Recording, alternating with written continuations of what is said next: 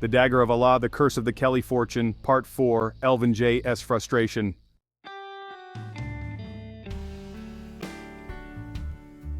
The family company occupied an 18-story skyscraper in downtown Belfast, where almost all the members of the Kelly clan worked, plus all the husbands of their daughters and their sons of working age. But the most common surname was Kelly, and it was an essential pass to advance in the career and occupy important positions in the family company. By now, Elvin J. had been in the claims department of the family company for almost a year, and he was frustrated at sacrificing all his experience for a claims department that anyone could manage without any possibility of making mistakes. Unfortunately, he had been assigned to that position and decided to resist, waiting for events and doing his best to organize that office as best as possible. His brother Thomas, along with their father, worked on the upper floors of the skyscraper. They did not have much contact with the other members of the family, and from there, they ran all the activities of the clan: stock holdings, dairies, fertilizers, shipping, and transport companies. They had their hands on everything that could generate money, and everything was going smoothly. Elvin J. also wanted to participate in this game, but despite having pressured his father and brother to get a better deal, he had only received vague promises, and nothing had happened. Other times, they had told him not to worry, that they were organizing something nice for him too, and to leave it to them. Unfortunately, nothing ever happened, and this waiting was slowly making him nervous, and he couldn't get over it. He knew how to make business work, but no one trusted him. Why? Elvin J. began to think about how to show his father and brother that he also knew how to carry out important business, but sure that no one would listen to him. In the end, he decided that perhaps by eavesdropping on the conversations between his father and brother, he could find a way to make himself heard, and also have an important place within the company. He thought about it for a long time, even made some hypotheses, imagined the faces of his father and brother when they discovered that he knew about their business. He also imagined the compliments he would receive and the surprised faces of his parents, who would surely compliment him on his resourcefulness. He calmed down a bit, smiled, and convinced himself that it was the only thing to do to demonstrate his true value. Happy with his decision, he set to work to carry out his evil plan. The opportunity presented itself a few months later when he learned from his mother that his father and brother would be leaving the next day for an urgent trip to Asia and would be away for a few days. It was the opportunity he had been waiting for. He would sneak into the management offices and place the bugs he had already bought some time ago, capable of transmitting audio and video. Then, he would listen, hoping to intercept something useful to use to demonstrate that he also knew certain things, and, if they indulged him, he was capable of completing any contract. The following evening, with a banal excuse, he entered the family company and immediately headed to the top floor. He told the security that he had to pick up a document that his father needed and that he would stop to send it directly to Beijing. The elevator took him directly to the offices. He chose an ideal place to intercept everything, placed his bugs, camouflaged them, and in a few minutes he had done everything. He went down to the ground floor, greeted the guards, and left, satisfied with what he had done and confident in the results.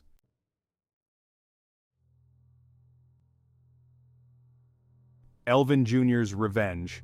A few days later, his father and brother were back at work in the management offices, and Elvin J., who had been waiting for that moment, began checking on a tablet from his desk how his bugs were working.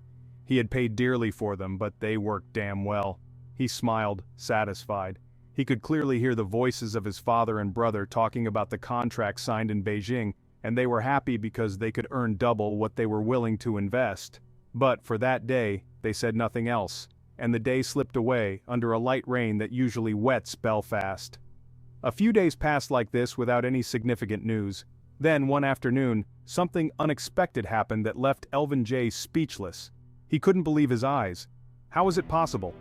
His father, Thomas Elvin, while walking around the office, tripped on a carpet and fell heavily to the floor, dragging with him a glass desk that, falling, hit him on a tibia, fracturing it.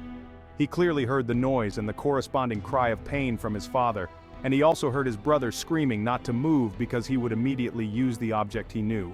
His father remained still, and his brother opened the safe and took out a box containing a kind of dagger, but it was not a dagger. He held it tightly and ordered it to heal his father, immediately welding the broken bones.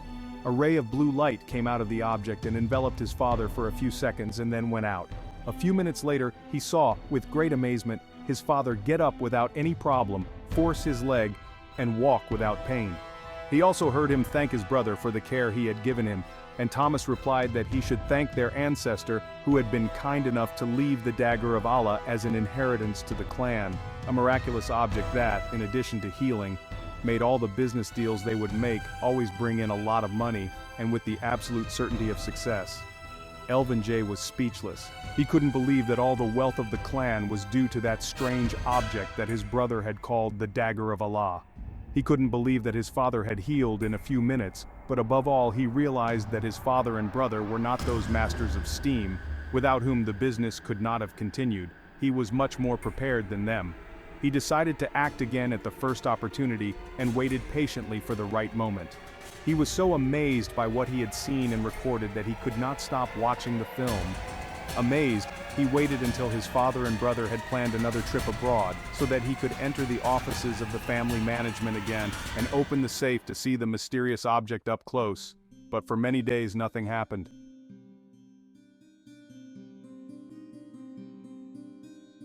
The destruction of the Kelly clan. The evening was quiet, the city lights shining outside the windows of the Kelly family company tower. Inside, music could be heard coming from the ballroom where the Kelly clan had gathered for a private party. Glasses clinked, successes murmured, and the atmosphere was one of pride and wealth.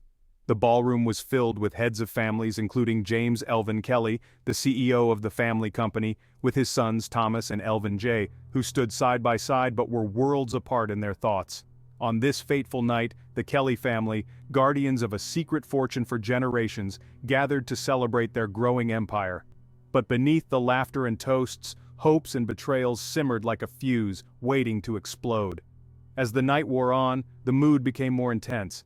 Elvin J., still angry at being sidelined in the family business after what he had learned, watched with hatred as his father and brother basked in their success. He knew the secret power of the Dagger of Allah. His fingers twitched as a bold idea flashed through his mind, his thoughts clouded with envy. Perhaps the opportunity he had been waiting for had come sooner than he thought. While everyone was having fun in the party room atop the family company tower, in the dimly lit basement of the tower, a figure was moving silently. It was a former employee who had worked in the family company tower, recently fired on the spot, accused of attempting to steal classified documents. He had been falsely accused of breaching the family's internal security, and his explanations had been of no avail. He had worked with dedication with the Kelly clan for over 20 years, he was well liked, and had a great job well paid, and he would never have dreamed of doing what he was accused of, but the bugs planted by Elvin J. had been found and attributed to him and no reason could exonerate him. His mind was full of anger, his heart was determined to take revenge. Son of a former IRA activist, he knew explosives very well since he was a child, and he knew well how much there was need for them, little if placed in the right place, and that evening he was there to satisfy his desire for revenge. That job was the only sustenance of his family, and losing it condemned his family to poverty and having lost his honor. Rumors traveled fast in Belfast and did not give him the time or the way to clear himself. He was innocent, and he could have sworn it on what was most sacred to him, but he had been unjustly accused without evidence and fired immediately. In his hands he held a small device, a very powerful bomb. His plan was simple. If he failed to get justice, no one would be able to enjoy the wealth he had accumulated. He quietly placed the device near the main structural pillars of the building, set the timer for a few hours, and disappeared silently into the night. In the silence of the basement, the digital countdown began.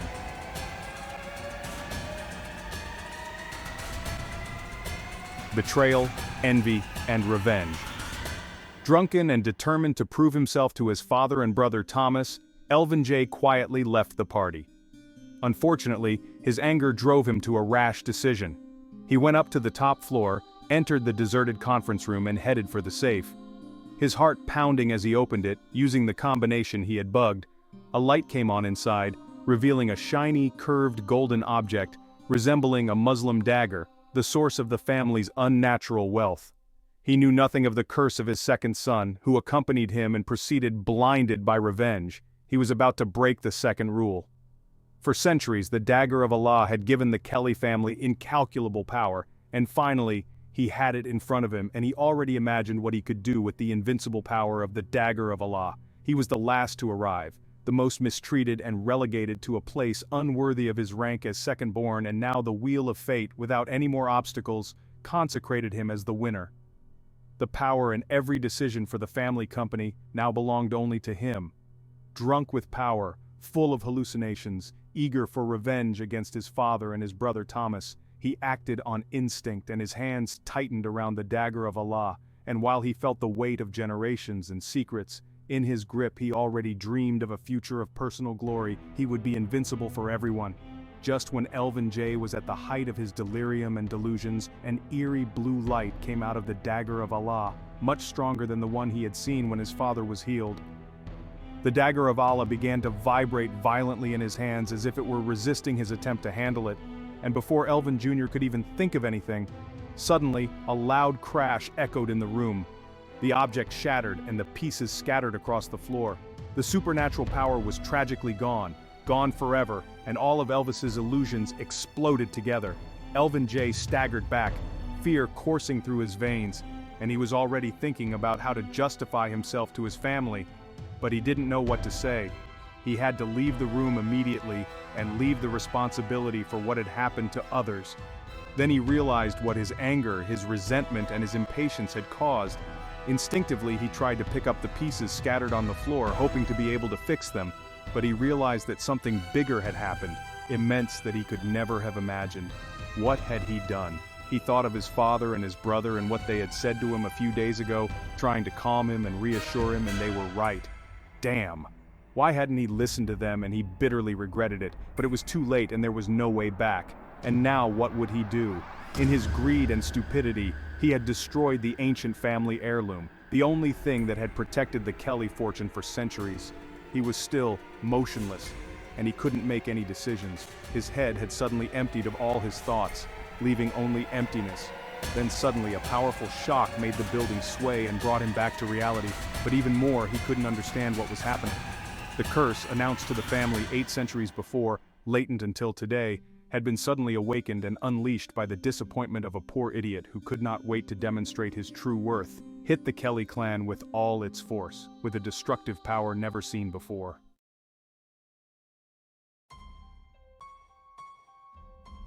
Loud explosion. Almost at the same time as the dagger of Allah shattered into 1,000 pieces, in the basement of the tower, the bomb timer, no longer held back by the ancient supernatural protection, and perhaps also by a tragic twist of fate, reached 0. A terrible, deafening explosion shook the foundations of the building, making it bounce as if it were made of cardboard. Windows shattered, walls shook and began to collapse, and the tower, no longer supported, began to collapse in on itself. Chaos erupted in the ballroom. The ground shook violently and the floor opened up in several places, sucking in everyone on it.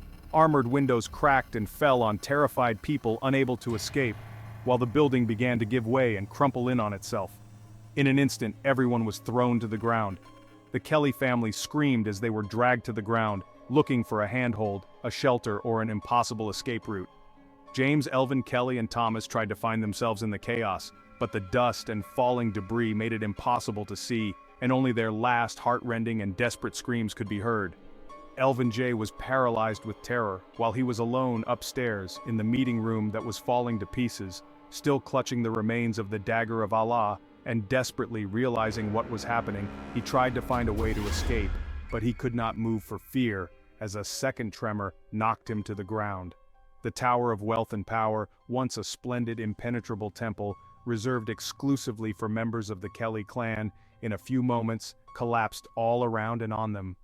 In the last moments of his life, Elvin J, now thrown to the ground in the ruined meeting room, realized that his action and his stupidity had led to the ruin of the family, and desperately called for help and screamed the name of his loved ones, desperately calling for his father and brother. Now everything was in vain, and he realized that the end had come when with a loud crash the ceiling broke, and he watched him as it fell on him with a dull roar. For a moment he thought of the happy moments spent with all his brothers, and he deluded himself that he was in a bad dream and would wake up soon. But unfortunately for him, it was the harsh reality. The tower collapsed and a deafening and eerie silence enveloped the rubble of the tower, Everything was silent, no voice or a faint moan, almost as if it did not want to awaken the eternal sleep of the members of the Kelly family buried under tons of rubble. All you could hear was the crackling of the flames from the fires that had broken out here and there due to the explosion, which like votive torches in an improvised cemetery illuminated the scene. After a few minutes, the first rescue vehicles were already on site, and the first responders were horrified by the scene that presented itself to their eyes. Stunned and helpless in the face of such a catastrophe, they remained petrified and enraptured by the absurd silence. The family company tower was in flames, completely razed to the ground. The debris from the explosion had been thrown more than 100 meters away, and all around there were only ruins. The firefighters immediately got to work in the chaos and tried to put out the fires that were spreading in different parts of the rubble, hoping to save the lives of any survivors. After a few more minutes, the square filled up with ambulances that had remained empty for a long time. The bodies of the people involved in the collapse had been completely buried by the rubble, and dogs were needed to locate and recover them. By the light of powerful photoelectric lamps, the rescuers continued their search feverishly until morning, but apart from a few seriously injured people, no one was pulled alive from the rubble, and a sense of pity, anguish, and impotence enveloped all the rescuers.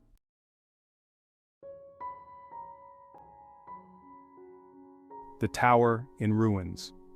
The next morning, the sun was shining as usual over Belfast, and in the light of the first rays of sunlight, the scene that appeared to the whole world was one of utter devastation, as broadcast live around the world on commercial television. Firefighters and rescue teams were still searching through the rubble. In the light of day, only a few more survivors were found in very bad shape, and in total more than 84 bodies were pulled out. The once untouchable Kelly clan was gone, as if the tower itself had wanted to swallow them up deliberately. The last members of the Kelly clan had all died in the collapse of the tower. James Elvis was found beheaded by glass falling from the ceiling. His son Thomas, not far from his father, was badly impaled by steel bars from the walls. Elvis Jr. had his head and body completely crushed by the steel ceiling that collapsed on him. The 800-year-old prophecy, latent but untamed all this time, had come true, and it had hit the Kelly clan hard, as a warning to stick to their agreements with supernatural forces. News of the mysterious explosion that had destroyed one of Belfast's wealthiest families spread quickly, with reports soon circulating around the world. For a few weeks, it was the headline on many television news programs. Belfast was hit hardest by the loss of the Kelly clan, and the streets rang with horror and muffled whispers. Local shops and pubs, once dependent on the Kelly family fortune, fell silent as customers shared the morning's headlines. In quiet corners of the city, rival clans watched in awe and fear, wondering if they too had miscalculated forces beyond their comprehension. Unproven reports of a possible IRA bombing also spread, but there were no claims of responsibility, and mystery shrouded the demise of the Kelly clan. The perpetrator of the attack was never found or suspected. Not enough evidence was found to formulate any hypothesis. It was known that the explosive used was of exaggerated power, and that it had been placed in one of the critical points of the tower, but the type was never discovered, although the strangest hypotheses were formulated of a mixture of explosives in use by the Army Special Forces and placed in that spot by a demolition expert. The forensic team who intervened was baffled by the scorch marks left on the ruins of the basement walls of the tower. Unlike any explosion pattern they had ever encountered, the electronic instruments in the vicinity malfunctioned and a magnetic pulse persisted, inexplicable even by the most advanced technology. One could think of anything and the opposite of everything. The mystery surrounding the explosion deepened, with no clear answers in sight, but no hypothesis was proven, and after a few months, everything fell into oblivion. The prophecy, said to have its roots in ancient texts from long-forgotten lands, had accompanied the Kelly lineage for generations. The elders of the family spoke of ancestors who once consulted the Druids, offering sacrifices in the hope of appeasing forces they could never fully understand. Yet the prophecy persisted, creeping through the centuries like a shadow they could not shake off, and ironically it had struck and completely destroyed a family that was at the height of its success and power. The Kelly family, who for centuries had lived with the prophecy and taken every precaution to avoid its application, made the most banal mistake of not taking seriously the ambitions of a second-born who tragically caused the prophecy to be applied. The Kelly clan ended its existence as had been foretold centuries before, but it could never have imagined the tragic way in which, in a matter of minutes, it stole the lives of all the members of the clan, shattering their dreams and aspirations. The curse of the Kellys' lost fortune was not only in the breaking of a sacred object, but in the greed and betrayal that lately plagued the clan, because no amount of wealth can save those who turn against each other, belonging to the same family. These rules are not written but are inherent in our DNA, and cannot be violated, and our DNA is not from this planet, but from distant worlds, where these rules have always been respected. Probably, we humans, inhabitants of this earth, must have some distortion from the original DNA of these distant worlds, and we are perhaps a penal colony used a few dozen millennia ago by these star travelers to free themselves from the criminals who populated those worlds. Maybe that's why we only watch the bad news on the news and get bored in front of the good ones. Perhaps there is in our DNA a distortion, a fragment of those who rebelled against the celestial orders. We carry this burden, a legacy of dissonance, but also a capacity for redemption. Perhaps this is why some strive so tirelessly for the good, as if to heal an ancient wound infected by hatred and resentment, but curable with humility, understanding, and dialogue. Or perhaps it is a longing for something beyond this world, an unspoken calling. I sincerely hope that what Jesus Christ announced is true and not falsely reported as often happens. I truly hope that He will return to rule this planet and finally bring peace to this earth and tranquility to the hearts of people. And as I await that day, I wonder how humanity will welcome it. Will we have learned by then to look beyond wealth, power, and self-interest? Or will we still be prisoners of the same frailties that bind us today? I cling to the hope that in 3,500 years, when He returns, this world will be ready to accept the peace we have long forgotten how to maintain.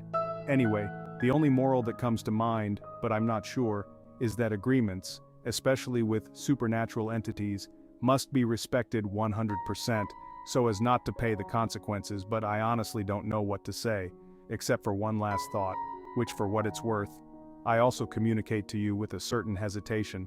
In the end, perhaps the real lesson is that of long-ignored humility, to remind ourselves that no power, no wealth, no influence can protect us from the consequences when we ignore the whispers of our ancient fears.